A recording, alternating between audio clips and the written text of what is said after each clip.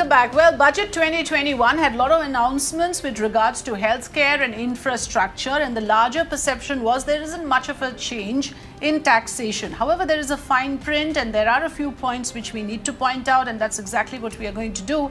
It didn't have too many big bang changes on personal taxation front, but there was a clear intent to make the process much more tax compliant, and from that perspective, a few changes indeed has been made. The fine print shows certain proposals that are going to have an impact on your taxation and investment. So Avni Raja has more on this. I'm going to go across to Avni to take us through what is the impact that you might still feel, even though no such big bang announcements on tax rebates or tax enhancement has been made. Over to you, Avni, on this.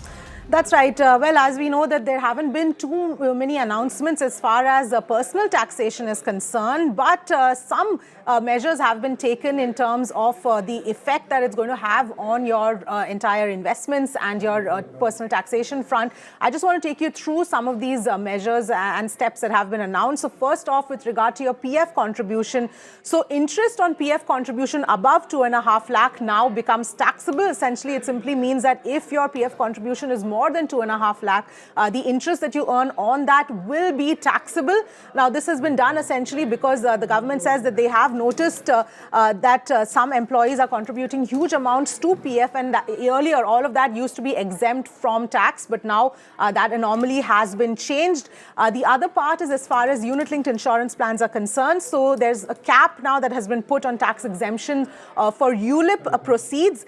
This means that if the premium is more than 2.5 lakh on the ULIP that you have, there will be a tax exemption that there will be no tax exemption on maturity, but the amount received on death will remain exempt from tax. The other part is as far as senior citizens are concerned and above 75 years of age. So if the senior citizen has only pension or interest income, they will be exempt from filing IT returns. That's the other announcement. The tax incentive on affordable housing as well has been extended. So additional tax deduction on interest on loans of 1.5 lakh on interest on housing loans, that incentive has been extended for 1 more year.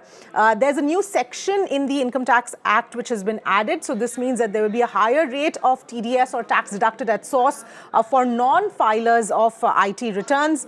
And finally, liability on dividend income. So any liability that you have as far as the taxation on dividends that you receive, you won't be liable for any advance tax until that dividend payment has actually been made. So only after you get the dividend payment will you then be liable to pay tax. There won't be any advance tax liability that will be imposed on you. So these are some of the important announcements, not very big ones, but of course they will have an impact on your investments and your tax liability. Right, which is why it's important to understand where it is hurting you, if at all, and to what extent. Thanks, Avni, for bringing us the clarity.